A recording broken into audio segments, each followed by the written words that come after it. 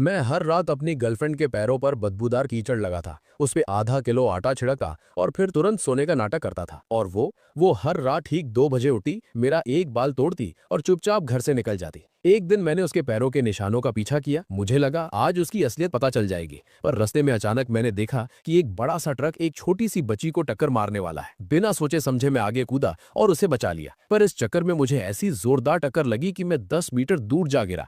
मेरी सांसें उखड़ रही थी, दिल की धड़कन रुकने ही वाली थी कि अचानक मेरे दिमाग में एक बर्फीली रोबोटिक आवाज गूंज उठी, ding. Shane house system successfully bound. एक ही झटके में मेरे नाम के ब्लैक कार्ड में 100 ट्रिलियन फंड्स जमा हो गए। साथ ही मुझे गोल्डन आई स्किल मिल गई, जिससे मैं किसी भी चीज की असली कीमत और किसी का भी दिल पढ़ सकता था। और ऊपर से कुन फिस्ट ग्रैंड मास्टर स्किल की ताकत अलग। मेरी आंखें अचानक खुली, मेरा पूरा जिस्म एक ऐसी ताकत से भर चुका था जो मैंने पहले कभी महसूस नहीं की। मैं 5 किलोमीटर दूर से आती हुई एक मेबैक की आवाज भी साफ सुन सका था। 2 मिनट के अंदर वो काली मेबैक मेरे सामने आकर रुकी। कार से काले स्टॉकिंग्स पहने एक बेहद खूबसूरत औरत बाहर निकली और पागलों की तरह भीड़ की तरफ भागी। डुओ डुओ डुओ डुओ, तुम कहाँ हो? जिस बच्ची को मैंने बचाया था वो रोते हुए उस औरत के गले लग गई। जब उसे तसल्ली हो गई कि डुओ डुओ ठीक है, तो उसने अपनी आंसू भरी आंखों से मेरी तरफ देखा। सर, डुओ डुओ को बचाने के लिए शुक्रिया। मैं सू ग्रुप की सू वैंकिंग हूँ। आपको जो चाहिए बताइए, अगर इसमें मेरी सारी दौलत भी लग जाए तो मुझे परवाह नहीं। मेरी गोल्डन आइज ने तुरंत उसकी डिटेल्स मेरे सामने खोल दी। 25 साल की सू वैंकिंग, सू ग्रुप की जनरल मैनेजर और 800 बिलियन से ज्यादा की नेटवर्थ। आज से पहले इस शहर में अपनी किस्मत बदलने का ये मेरे लिए सबसे बड़ा जैकपॉट होता, पर अब तो मेरे 100 बिलियन भी सू फैमिली के आगे बहुत छोटी रकम थे। मैंने बस शांति से उसे देखा, एक छोटा सा जरूरत नहीं बोला और उस बारिश वाली रात में गायब हो गया। सू वैंकिंग मुझे जाते हुए घूरती रही और अपने असिस्टेंट को सीधा ऑर्डर दिया, मुझे 3 मिनट में इसकी सारी डिटेल्स चाहिए। ये मेरा जान बचाने वाला है, मैं इसे ऐसे गायब नहीं होने दूंगी। घर लौटकर मैंने दीवार पर लगी उन 2 तस्वीरों को देखा। गोल्डन आइज का मेमोरी प्लेबैक चालू हुआ और मेरे दिमाग के फ्यूज उड़ गए। मेरे माँ बाप की मौत के पीछे और किसी का नहीं, मेरी उस डायन सौतेली माँ वैंग कुई-फेन का हाथ था। और वो धोखेबाज चैन लू, वो हर रात चुपचाप बाहर निकलकर एक अमीर बाप के बेटे से मिलती थी। बहुत बढ़िया। मेरे चेहरे पर एक शैतानी मुस्कान आ गई। सबसे पहले उस वैंग कुई-फेन का हिसाब बराबर करूंगा, फिर चैन लू और उसके उस अमीर आशिक को ऐसी औकात दिखाऊंगा कि उन्हें ऑर्डर डिलीवरी करने के लायक भी नहीं छोड़ूंगा। सीधा सड़क पर भीख मांगेंगे। अगले दिन सुबह सुबह मैं सीधा लिंग फैमिली के बंगले पर पहुंचा। अंदर घुसते ही चीज टूटने और वैंग कुई-फेन के गुस्से से चीखने की आवाज आई। मत तोड़ो, मैं जल्दी उस लिंग चैन से पेपर्स पर साइन करवा लूंगी, तब ये बंगला मेरा होगा और मैं तुम्हारे पैसे लौटा दूंगी। एक जोरदार थप्पड़ की आवाज ने उसका रोना बंद कर दिया। मैंने दरवाजा धक्का देकर खोला। हमेशा घमंड में उड़ने वाली वैंग कुई-फेन आज जमीन पर घुटन के बल गिरी थी। उसके गाल पर लाल थप्पड़ का निशान था। सामने जैंग चैंग का underground loan shark brother who बैठा था, जिसके पीछे 4 गुंडे स्टील पाइप पकड़े थे। मैं एकदम आराम से चलते हुए हॉल के बीच में चला गया। मुझे इग्नोर करते देख ब्रदर हु का गुस्सा आसमान छू गया और उसने मुझे थप्पड़ मारने के लिए हाथ उठाया। क्यों बे, तू ही है ना वो निकम्मा बड़ा बेटा? मैंने अचानक पलटकर उसे घूरा। गोल्डन आइज ने उसकी सारी कुंडली खोल दी। कॉम्बैट पावर 65, अंधविश्वासी, अजीब बीमारी और हर रात ठीक 12 बजे दिल का भयानक दर्द। मैं बिना हिले एकदम ठंडी आवाज में बोला, अगर तेरा हाथ मेरे चेहरे पर लगा तो इस जिंदगी में कभी चॉपस्टिक्स उठाने लायक नहीं बचेगा। और तेरा वो दिल का दर्द हर रात 12 बजे ठीक शुरू होता है ना? ब्रदर हु का हाथ हवा में ही जम गया। ये राज तो उसके गुंडे तक को नहीं पता था। उसकी आवाज कांपने लगी। तू तू भविष्य देख लेता है? मैंने उसकी बात का कोई जवाब नहीं दिया और सीधा टूटी हुई शेल्फ से अपनी माँ का लकड़ी का डब्बा निकालने चला गया। ब्रदर हु को डरता देख वैंग कुई-फेन चिल्लाने लगी, ब्रदर हु, यही पहला वारिस है, इससे पेपर्स पर साइन करवा लो, ये घर तुम्हारा हो जाएगा। करोड़ का सवाल था। ब्रदर हु का डर गायब हो गया। उसने अपने गुंडों को इशारा किया, पकड़ लो इसे, अगर साइन ना करे तो इसकी एक उंगली काट देना। 4 गुंडे स्टील पाइप घुमाते हुए मेरी तरफ दौड़े। मैंने उनकी तरफ पीट करके एक लंबी सांस ली। क्या मुझे जबरदस्ती मारपीट पर मजबूर कर रहे हो? बात खत्म भी नहीं हुई थी कि मैंने घूमकर एक तेज साइड किक मारी। सबसे आगे आने वाला गुंडा सीधा ट्रक जैसी टक्कर खाकर 5 मीटर दूर दीवार पर जा चिपका और बेहोश हो गया। पूरे हॉल में मौत जैसा सन्नाटा छा गया। बाकी 3 गुंडों की तो वहीं ब्रेक लग गई और उन्होंने डर के मारे अपना थूक निगल लिया। मैंने आराम से अपनी माँ के डब्बे से धूल साफ की और घूमकर हैरान खड़ी वैंग कुई-फेन को देखा। तुझे ये घर और लिंग फैमिली की प्रॉपर्टी चाहिए थी ना? ले, आज मैं तुझे देता हूँ। वो दंग रह गई। मैंने ब्रदर हु की तरफ देखकर एक मुस्कान दी और अपना ब्लैक कार्ड निकाल लिया। स्वाइप मशीन लाया है, पूरा 5 करोड़ 80 लाख स्वाइप कर ले। डिंग, ट्रांजैक्शन सक्सेसफुल। वैंग कुई-फेन के आंख में पागलपन वाली खुशी चमकी। उसे लगा मैं कितना बड़ा बेवकूफ हूँ जो उसका कर्ज चुका रहा हूँ। वो तुरंत अकड़ती हुई चिल्लाई, लिंगचैन, चलो तू समझदार निकला। अब जब तूने पैसे दे ही दिए हैं तो हमारा हिसाब बराबर। अब निकल यहाँ से, ये घर अब पूरी तरह मेरा है। लेकिन अगले ही सेकंड मैंने उसे नरक के दर्शन करा दिए। किसने कहा मैंने तेरा कर्ज चुकाया है? मैंने उसे घूरते हुए कहा, ये पैसे मैंने तेरा कर्ज खरीदने के लिए दिए हैं, अब तू मेरी कर्जदार है। वैंग कुई-फेन की मुस्कान वहीं जम गई। ब्रदर हु तुरंत गेम समझ गया और उसने अपना रंग बदल लिया। उसने डायन वैंग कोएफन को घूरते हुए कहा, वैंग बॉस, अब तेरे कर्जदार लिंग शाओ हैं। बोलिए लिंग शाओ, मैं आपके लिए क्या कर सकता हूँ? क्या ब्याज वसूलना शुरू करूं? ब्रदर हु समझ गया था कि अब मेरा पल्लू पकड़ने में ही भलाई है। मैंने लकड़ी का डब्बा उठाया, दरवाजे पर रुका और वैंग कोएफन को आखिरी फरमान सुना दिया। सिर्फ 2 ऑप्शन दे रहा हूँ। पहला, अभी के अभी इस घर से निकल जा, एक कपड़ा भी साथ नहीं जाएगा। दूसरा, 3 दिन में पैसा लौटा दे। 1 सेकंड भी ऊपर हुआ तो फ्रॉड और पैसे गबन करने के केस में पुलिस बुलाऊंगा। फिर मैंने ब्रदर हु को देखा, अगर इसने टाइम पर पैसे नहीं दिए और तूने इसे फोर्स नहीं किया तो कैमरा फुटेजेस देकर तुझ पर इंटेंशनल इंजरी का केस ठोकूंगा। सारी उम्र जेल में सड़ोगे दोनों। बंगले से बाहर निकलते ही पीछे से वैंग कोएफन के रोने और उन गुंडों के तोड़फोड़ की आवाज आने लगी। धूप में खड़े होकर मुझे अंदर से एकदम सुकून मिल रहा था। लेकिन अगले ही सेकंड डिंग, सिस्टम में नया टास्क दिया है। 2 घंटे के अंदर 100 मिलियन खर्च करो, हारने पर रैंडम फिजिकल फंक्शन ब्लॉक, जैसे कि हमेशा के लिए सिर्फ 3 सेकंड्स। मैंने इस घटिया पेनल्टी को देखा और मेरा चेहरा उतर गया। सिस्टम तो सच में बहुत कमीना है। खैर, पैसे उड़ाना दुनिया का सबसे आसान काम है। मैंने सीधा एक टैक्सी पकड़ी और जियांगचैंग के सबसे टॉप क्लास एसकेपी मॉल पहुंचा। जैसे ही मैं गाड़ी से उतरा, एक लाल फरारी जोर से आवाज करती हुई मेरे ठीक सामने रुकी। शीशा नीचे हुआ और वहां वो एक्स गर्लफ्रेंड चेन लू बैठी थी। उसने अपना चश्मा उतारा और एकदम घटिया तरीके से मुझे घूरा। ओ, ये लिंग चैन नहीं है। सुना है घर से निकलने के बाद तू फूड डिलीवरी करता है। यहाँ कैसे आ गया? यहाँ के गार्ड तुझ जैसे भिखारियों को अंदर नहीं आने देते। लिन फैमिली के बैंकरप्ट होते ही इस चेन लू ने मुझे तुरंत लात मार दी थी और एक अमीर बाप के बेटे की गाड़ी में बैठ गई थी। उसे देखकर गुस्सा होने के बजाय मेरी हंसी छूट गई। चलो बढ़िया है, पैसे उड़ाने के टास्क के लिए ऑडियंस की कमी थी, वो भी पूरी हो गई। हाँ, भीख मांगने ही आया हूँ, मुस्कुराते हुए मैंने जवाब दिया। पर आज मैं खाने की भीख नहीं, इस पूरे मॉल को मांगने आया हूँ। तभी कार का दरवाजा खुला और एक आदमी जिसने वर्साचे की शर्ट पहनी थी बाहर निकला। अपनी छोटी छोटी आंखों से मुझे ऊपर से नीचे तक स्कैन करते हुए वो मजाक उड़ाने लगा। लुलू, तो ये है तुम्हारा वो डिलीवरी बॉय एक्स बॉयफ्रेंड? शक्ल से तो ठीक ठाक लग रहा है, पर बेचारा गरीब है। यहाँ मॉल के अंदर एसी की हवा खाने का भी मिनट के हिसाब से चार्ज लगता है।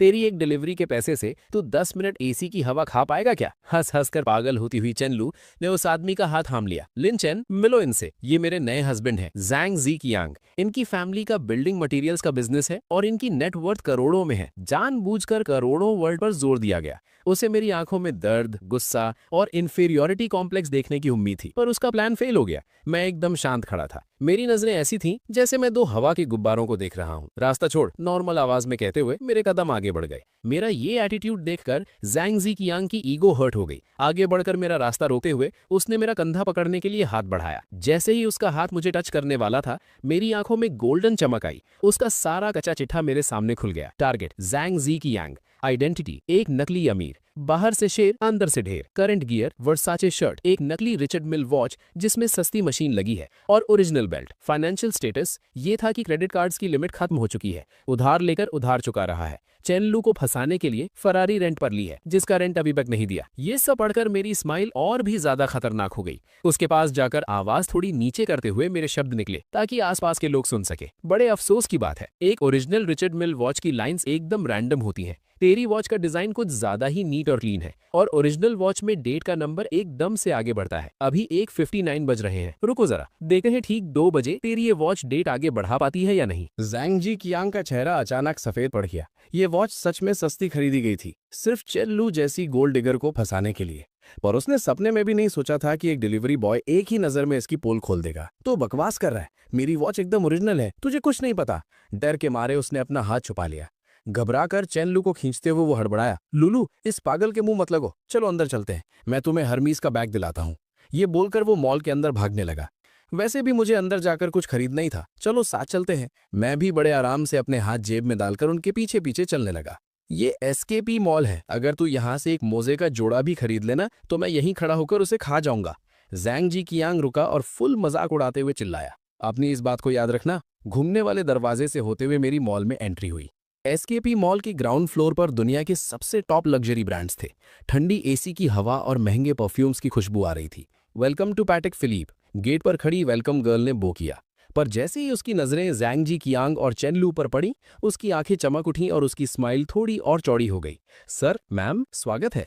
अपनी बेइज्जती का बदला लेने के लिए जैंग जी कियांग ने जानबूझकर जोर से आवाज लगाई, तुम्हारी दुकान की सबसे महंगी वॉच निकालो, मैं अपनी गर्लफ्रेंड को दिलाना चाहता हूँ। आंखों ही आंखों में मुझे ताना मारते हुए उसके शब्द गूंजे, क्यों बे डिलीवरी बॉय, एसी की ठंडी हवा खाने अंदर आ ही गया? ध्यान से, कहीं गलती से किसी ग्लास काउंटर से टकरा गया ना तो खुद को बेचकर भी पैसे नहीं चुका पाएगा। शोरूम के सारे सेल्स वालों ने तुरंत जैंग जी कियांग को घेर लिया और मैं बिल्कुल अकेला साइड में खड़ा था।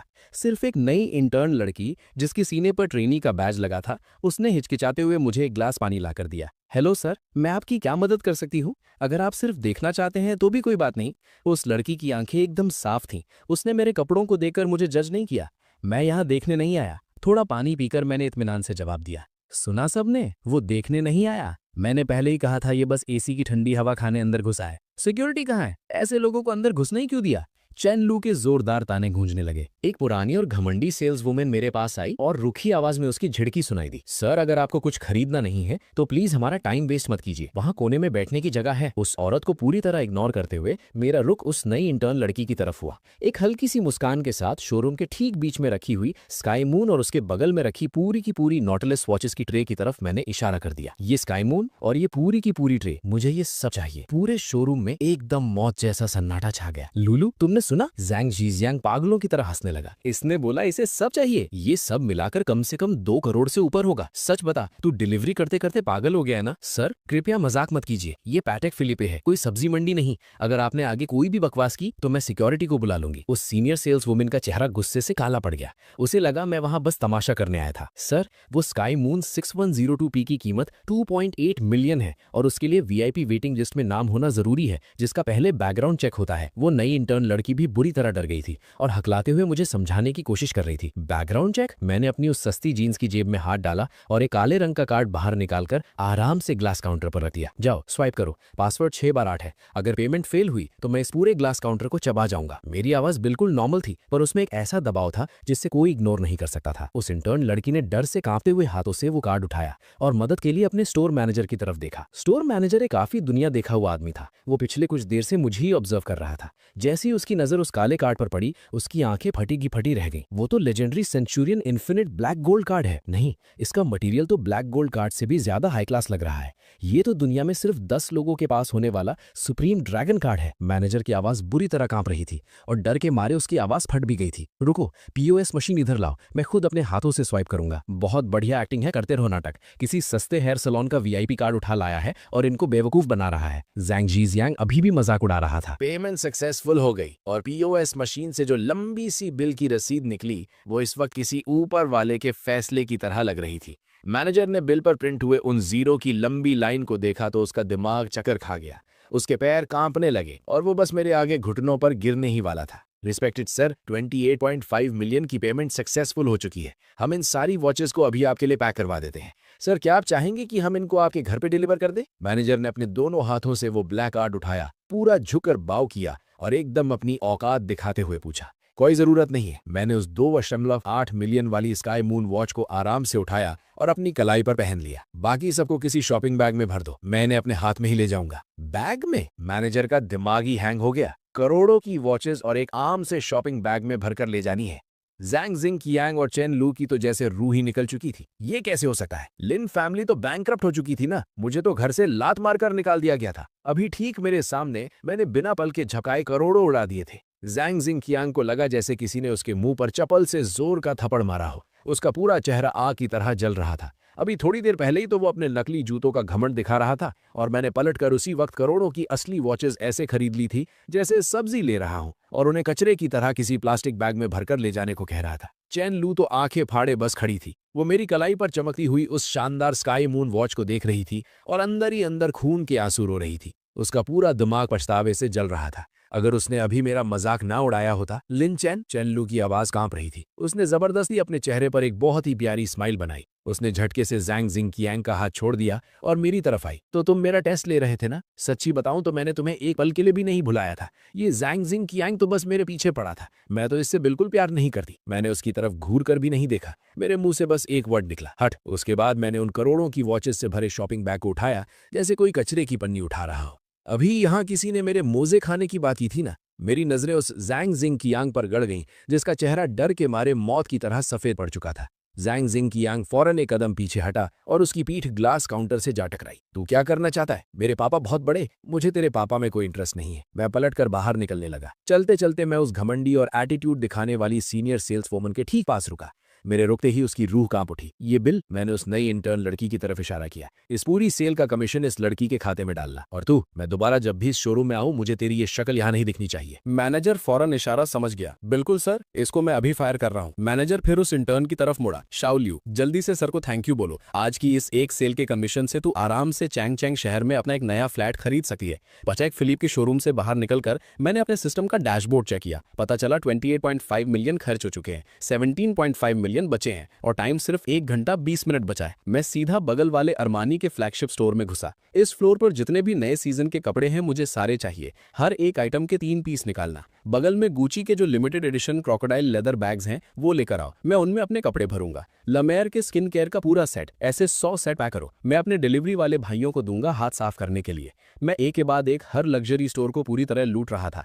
मैंने एक बार भी किसी चीज का प्राइस नहीं देखा। मेरे मुंह से सिर्फ 2 ही वर्ड्स निकल रहे थे, स्वाइप करो और पैक करो। मॉल का जनरल मैनेजर खुद अपने साथ 20 सिक्योरिटी गार्ड्स लेकर मेरे पीछे चल रहा था, जिनका सिर्फ एक ही काम था, मेरे शॉपिंग बैग्स उठाना। जैंग जिची कैंग और चेन लियू 2 भूले हुए जोकर्स की तरह हैरान परेशान मेरे पीछे आ रहे थे। इसके पास इतना पैसा कहां से आया? चेन लियू के नेल्स गुस्से से उसकी हथेलियों में गड़ गए थे। उसकी आंखें लाल हो चुकी थीं। पक्का किसी 2 नंबर का पैसा होगा। मैं अभी इसकी पुलिस में कंप्लेंट करता हूँ। जैंग जिची कैंग दांत पीस रहा था। अचानक मॉल के स्पीकर पर अनाउंसमेंट्स गूंजने लगी। अटेंशन प्लीज डियर कस्टमर्स, आज एसकेपी मॉल आधे घंटे पहले बंद किया जा रहा है। हमारे एक बहुत ही वीआईपी गेस्ट ने टॉप फ्लोर पर बने स्काई गार्डन रेस्टोरेंट को पूरी तरह बुक कर लिया है और famous piano master mister Lang Lang को लाइव परफॉर्मेंस के लिए इन्वाइट किया गया है। पूरे मॉल में हल्ला मच गया। मैं 2nd फ्लोर के एस्केलेटर के पास खड़ा था। मेरे होठों पर एक स्माइल थी। ये भी सिस्टम का दिया हुआ एक कंजम्पशन टास्क था। सिर्फ इस एक सर्विस फी में मैंने आराम से 5 मिलियन उड़ा दिए थे। मैंने सिस्टम के डैशबोर्ड पर देखा, टास्क पूरी तरह कंप्लीट हो चुका था।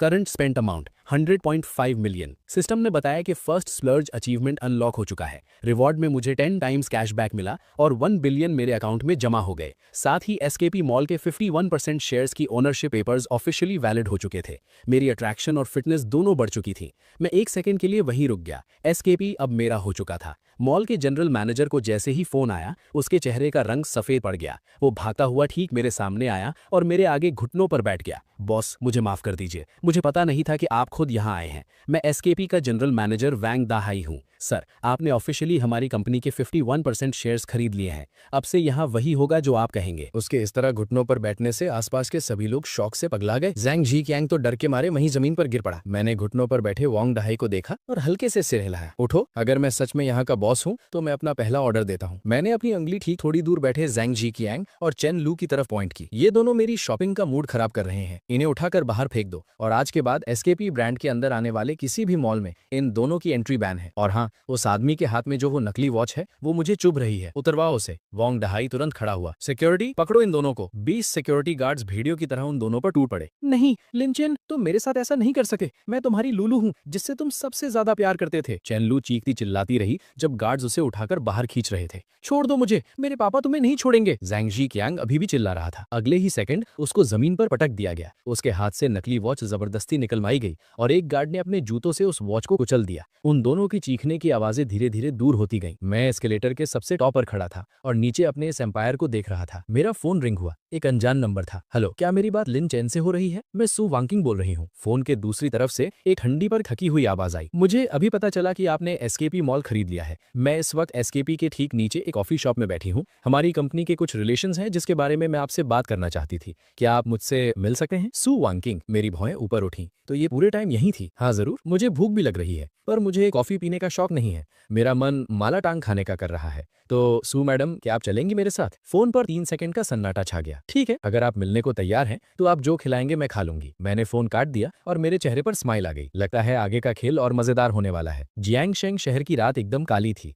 पुराने शहर की होंगसिंग स्ट्रीट का शोर उस अंधेरे को चीर रहा था। एक वीआईपी नंबर वाली रोल्स रॉयस फैंटम वहां आकर रुकी, जैसे कोई राजा किसी गरीब बस्ती में घूमने आ गया हो। उसने आराम से कचरे वाले रास्ते को क्रॉस किया और एक माला टांग की दुकान के सामने आकर खड़ी हो गई। गाड़ी का दरवाजा खुला और सू वांकिंग बाहर आई। मैं सड़क किनारे एक सस्ती सी लाल रंग की प्लास्टिक कुर्सी पर बैठा था। मेरे हाथ में यूज एंड थ्रो वाली चॉपस्टिक्स थीं, जिन्हें मैं अलग कर रहा था। मेरे ठीक बगल में एसकेपी मॉल से खरीदे हुए महंगे शॉपिंग बैग्स कचरे की तरह जमीन पर पड़े थे। क्यों सू मैडम, जगह थोड़ी गंदी लग रही है क्या? मैंने अपने सामने रखी कुर्सी को फूंक मारकर थोड़ा साफ किया। बैठ जाओ, यहाँ के बीफ मीटबॉल्स पूरे जियांगशेंग में सबसे फेमस है। सू वांकिंग ने गहरी सांस ली, अपनी ड्रेस को नजाकत से पकड़ा उठा और ठीक मेरे सामने बैठ गई। उसकी पीठ एकदम सीधी थी। मिस्टर लिन, आप सच में बहुत अजीब इंसान हैं। सू वॉकिंग मुझे ऐसे देख रही थी जैसे मुझे पढ़ने की कोशिश कर रही हो। मुझे तो लगा था कि एसकेपी मॉल खरीदने वाला आदमी खाना खाने के लिए किसी 5 स्टार जगह की डिमांड करेगा। पैसा इसलिए होता है ताकि इंसान फ्री रह सके, इसलिए नहीं कि पैसा उसे अपना गुलाम बना ले। मैंने मेन्यू कार्ड उसकी तरफ सरका दिया। लो ऑर्डर करो सू मैडम, याद है ना, आज बिल तुम दोगी। सस्ता देखकर ऑर्डर करने में शर्म मत करना। सू वॉकिंग ने उस मेन्यू कार्ड को देखा जिस पर 2 रुपया और 1 रुपया लिखा था। उसको अजीब लग रहा था। उसने मेरी पूरी डिटेल निकलवाई थी। उसकी रिपोर्ट बता रही थी कि ठीक 20 घंटे पहले यही लड़का बारिश में भीगकर 2 रुपए के लिए डिलीवरी कर रहा था और अब ये ठीक सामने बैठा है और इसका ऑरा इतना गहरा है कि वो तक इसको समझ नहीं पा रही थी। आप अपने हिसाब से कुछ भी ऑर्डर कर दीजिए। सू वॉकिंग ने मेन्यू वापस रख दिया और सीधा मेरी आंखों में देखकर बोली, मिस्टर लिन, अब हम काम की बात करते हैं। पहला, जो आपने डुओ की जान बचाई, और दूसरा, आपने जो अभी एसकेपी मॉल को टेक ओवर किया है। मैंने अपने होठों पर एक उंगली रखी। खाते वक्त बिजनेस की बातें नहीं करते। आंटी, 2 बड़ी बोल लाना, थोड़ा तीखा और विनेगर दबा के डालना। आई बेटा, वाह शियाओ चैन, आज तो तू अपनी गर्लफ्रेंड को साथ लाया है। बड़ी सुंदर बच्ची है। फैट आंटी 2 बड़े बड़े बोल पकड़े हुए आई। बच्ची थोड़ी दुबली लग रही है, इसको दबा के खिलाओ। आज का खाना मेरी तरफ से। सू वॉकिंग का चेहरा कान तक लाल हो गया। उसने जल्दी से हाथ हिलाकर मना किया, नहीं नहीं, मैं तो इसकी, ये मेरी उधार मांगने वाली बैंक मैनेजर है। मैंने हंसते हुए आधी बात पूरी कर दी और उसके बोल में थोड़ा और विनेगर डाल दिया। खाकर देखो, इस दुकान के तीखे खाने की असली जान इस विनेगर में ही है। मेरे इस मजाक से सू वॉकिंग की बिजनेस वाली टेंशन आधी वहीं खत्म हो गई।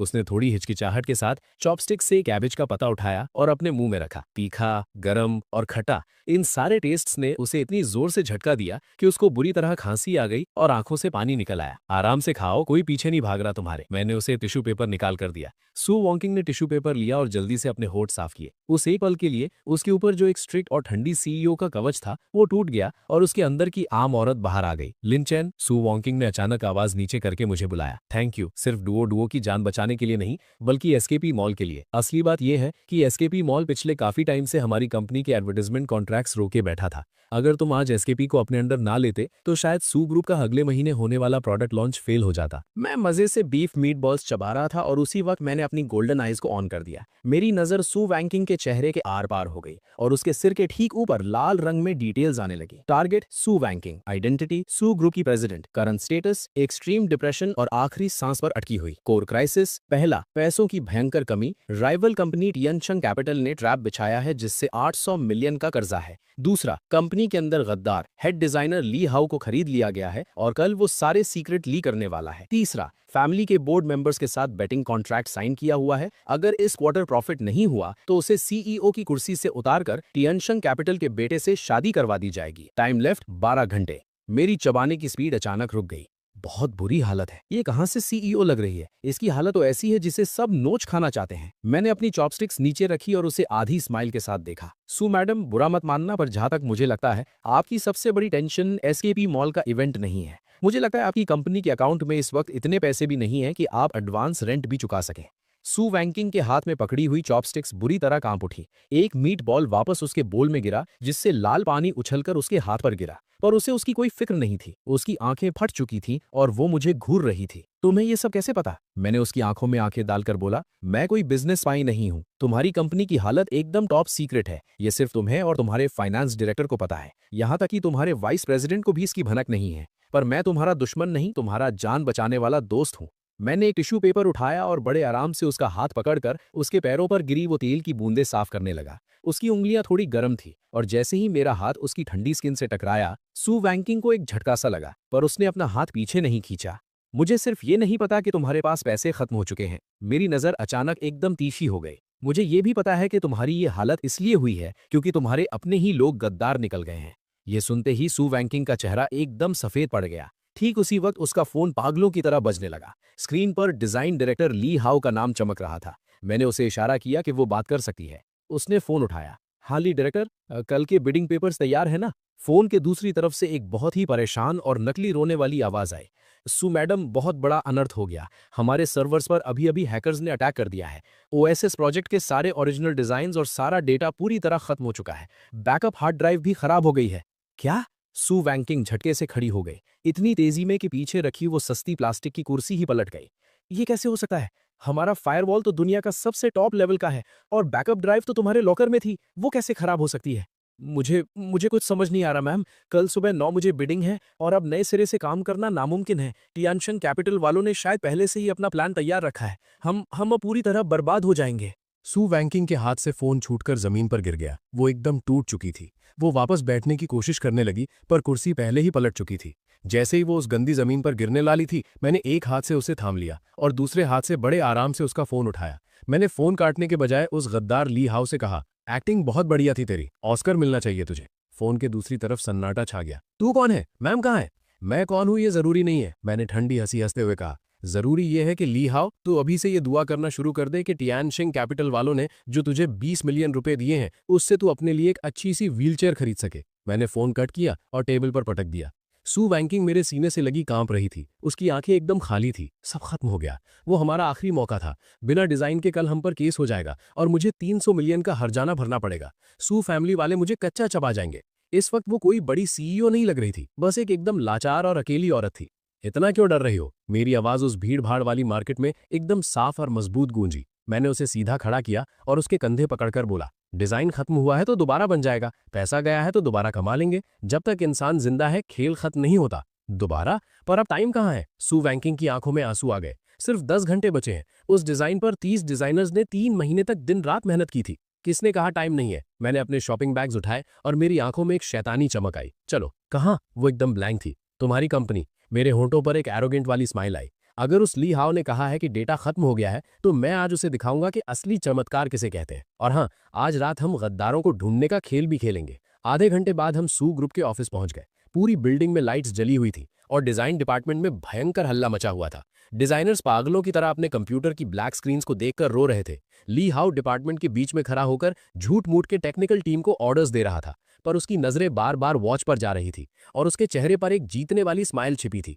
जैसे ही हम अंदर घुसे, सब चिल्लाने लगे कि सू मैडम आ गई हैं। ली हाउ ने तुरंत अपना रोने वाला चेहरा बनाया और आगे बढ़ा। सू मैम, मुझे माफ कर दीजिए, मैंने बहुत कोशिश की। पर उसने जैसा सोचा था, सू वैंकिंग वैसी टूटी चुकी सीईओ नहीं थी। वो एकदम टशन में अंदर आई। भले ही उसकी आंखें थोड़ी लाल थीं, पर उसका ऑरा पहले से भी ज्यादा खतरनाक था। और उसके ठीक बगल में मैं खड़ा था, एक हाथ में अरबों की शॉपिंग के बैग्स और दूसरे में आधा खाया हुआ मालाटांग का डब्बा। ये कौन है? ली हाउ मुझे देखकर चौंक गया। मैं डिलीवरी बॉय हूँ। मैंने वो मालाटांग का डब्बा टेबल पर पटका और सीधा उसके पास गया। मेरी नजरें उसके अंदर तक झांक रही थी, जिससे उसकी हालत खराब होने लगी। सू मैम, इस वक्त आप बाहर वाले को अंदर क्यों लाई हैं? मैं उसके सामने खड़ा हुआ और हंसने लगा। लीड डायरेक्टर, तेरी एक्टिंग सच में थोड़ी ज्यादा ओवर हो रही है। मैंने उन बंद कंप्यूटर्स की तरफ इशारा किया। तू कह रहा है कि हैकर्स ने अटैक किया और सारा डेटा उड़ गया? हाँ, और टेक्निकल टीम कोशिश कर रही है। ली हाउ ने किसी तरह अपनी आवाज संभाली। अच्छा। मैं सीधा मेन सर्वर कंप्यूटर के पास गया और मेरे हाथ बिजली की स्पीड से कीबोर्ड पर चलने लगे। मैंने सिस्टम की God level hacking skill activate की और लोकल नेटवर्क में घुस गया। स्क्रीन पर जो कोड चल रहा था वो इतना तेज था कि वहां खड़े टेक्निकल हेड का दिमाग चक्कर खा गया। ये क्या स्पीड है? ये तो रिवर्स ट्रेसिंग प्रोग्राम लिख रहा है। 1 मिनट भी नहीं लगा और मैंने एंटर बटन दबा दिया। जो स्क्रीन काली थी वो अचानक चमक उठी, पर वहां डिजाइन नहीं बल्कि एक चैट मैसेज खुल गया। बॉस, काम हो गया है, डेटा डिलीट कर दिया है और सू बैंकिंग का पूरी तरह बर्बाद है। पूरे ऑफिस में मौत जैसा सन्नाटा छा गया। सारे डिजाइनर्स की नजरें किसी तलवार की तरह ली हाउ पर जा टिकी। उसका चेहरा कलेजी जैसा काला पड़ गया और वो थर थर कांपने लगा। ये सब झूठ है। ये डिलीवरी बॉय मुझे फंसा रहा है। सू बैंकिंग का दिल दुख रहा था, पर उसने तुरंत सिक्योरिटी को बुलाकर उसे धक्के मारकर बाहर निकलवाया और पुलिस को कॉल कर दिया। जिन सिक्योरिटी गार्ड्स के सब्र का बांध कब का टूट चुका था, वो भागते हुए आगे आए और उन्होंने सीधा ली हाउ को जमीन पर पटककर दबा लिया। सू वॉन्किंग, तेरी हिम्मत कैसे हुई मुझे पकड़ने की? मेरी डिजाइन टीम के बिना कल तू वैसे भी खत्म है। मैं भी देखता हूं तू इस गेम को कैसे पलटती है। जब ली हाउ को घसीट कर बाहर ले जाया जा रहा था, तब भी वो किसी पागल की तरह हंस रहा था। सच में इस गद्दार को पकड़कर दिल को ठंडक तो मिली थी, पर डिजाइन तो सच में खत्म हो चुके थे। ऑफिस के अंदर वापस एक मायूसी भरी शांति छा गई। वो टेक्निकल हेड की डरी हुई आवाज गूंजी, भाई, जब आपने कैमरास रिकवर कर लिए तो क्या डिजाइन भी वापस आ सकते हैं? नाम इस सिर हिलाते हुए मेरे होठों से निकला, उसने फिजिकल हार्ड ड्राइव को डिस्ट्रॉय किया है, वो वापस नहीं आएगा। सबका दिल एकदम गड्ढे में गिर गया। पर फिर मीटिंग टेबल की मेन कुर्सी पर आराम से बैठकर मैंने अपना बचा हुआ मालातांग का डब्बा खोला। बड़ी बेफिक्री से मेरे शब्द गूंजे, वो कचरा डिजाइन्स अगर बर्बाद हो गए तो अच्छा ही हुआ। उन चीजों को लेकर बिडिंग में जाना बस अपनी बेइज्जती करवाना होता। आप क्या बोल रहे हैं? डिजाइन डिपार्टमेंट के असिस्टेंट का गुस्सा भड़क उठा। वो हमारी 3 महीने की मेहनत थी। उन गुस्से से भरे लोगों को नजरअंदाज करते हुए मेरी निगाहें सू वॉन्किंग पर जाकर टिक गईं। कोई ड्राइंग पेन और पेपर है? 1 सेकंड के ठहराव के बाद बिना सोचे उसने अपना टैबलेट और टच पेन आगे बढ़ा दिया। तुम क्या करने वाले हो? पेन को उंगलियों के बीच बड़ी सफाई से घुमाते ही ठीक उसी वक्त दिमाग में सिस्टम की दुकान वापस खुल गई। सिस्टम का नोटिफिकेशन आया कि मुझे एक गॉड लेवल प्रॉब्लम सॉल्व करनी है। सामान खरीदने का ऑप्शन चमका, फ्यूचर के टॉप एडवर्टाइजिंग और क्रिएटिव डिजाइन्स 2035 एडिशन, कीमत 10 मिलियन। क्या खरीदना चाहते हैं? मैंने हाँ सिलेक्ट किया। अचानक आंखों में ऐसे रंग, लाइंस और स्ट्रक्चर्स भर गए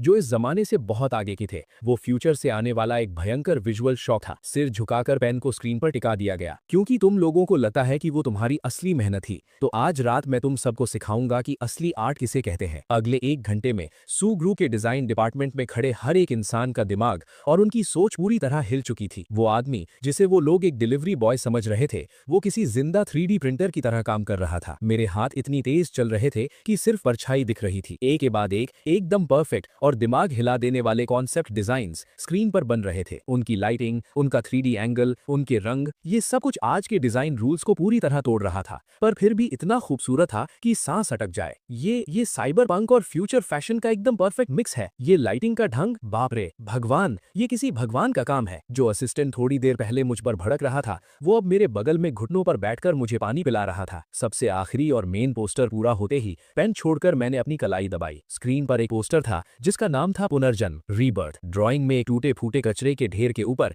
एक मैकेनिक गुलाब भयंकर बारिश में खिल रहा था। उसका मतलब और उसकी फीलिंग एकदम मेरी जिंदगी जैसी थी, और वो उस हारी हुई सू वॉन्किंग की हालत जैसी भी थी। सू वॉन्किंग उस ड्राइंग को देखती रही और उसकी आंखों से बिना आवाज के आंसू गिरने लगे। लिन चैन पलटकर उसकी नजरें उस आदमी पर पड़ी जो सिर झुकाकर अपना ठंडा हो चुका मालातांग खा रहा था। इस वक्त उसके दिल के अंदर की सारी रुकावट पूरी तरह टूट चुकी थी। अभी से इमोशनल होने की जरूरत नहीं है। एक मीट बॉल निगलते हुए मैंने सिर उठाया। आंखों में एक शिकारी जैसा खतरनाक जज्बा था। मेरा पेट भर गया है, अब जाल खींचने का वक्त आ गया है। कल सुबह की बिडिंग में मैं उस टाइंगशैंग कैपिटल की ऐसी हालत करूंगा कि उन्होंने जो भी खाया है वो सब ब्याज के साथ उनके मुंह से बाहर निकलवाऊंगा। कुर्सी छोड़कर मेरे कदम बड़ी खिड़की के पास गए, जहां से पूरे जियांगचेंग शहर की रात दिख रही थी। सू मैडम, क्या तुम मेरे साथ एक बड़ा खेल खेलने की हिम्मत रखती हो? सू वॉन्किंग मेरे बगल में आकर खड़ी हो गई। हम दोनों एक साथ खड़े थे। उसकी आंखों में अब कोई डर या कंफ्यूजन नहीं था, बस एक पक्की उम्मीद की चमक थी। क्यों नहीं, अगर हार भी गए तो मैं तुम्हारे साथ डिलीवरी करने चलूंगी। मेरी हंसी छूट गई।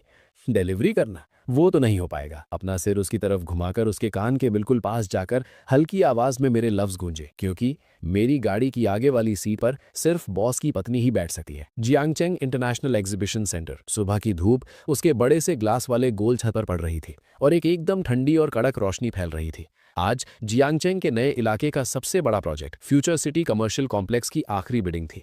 ये अरबों रुपए का एक बहुत बड़ा और कीमती प्रोजेक्ट था। इस पर डिपेंड करता था कि अगले 10 साल तक जियांगचेंग का बिजनेस किंग कौन बनेगा। पार्किंग लॉट में करोड़ों की महंगी गाड़ियों की लाइन लगी थी। एक एकदम भड़कीली नियॉन ग्रीन लैम्बोर्गिनी जोर से इंजन की आवाज करते हुए वहां आई और किसी दादा की तरह वीआईपी पार्किंग में घुस गई। यहां तक कि उसने लाइन भी क्रॉस कर दी थी।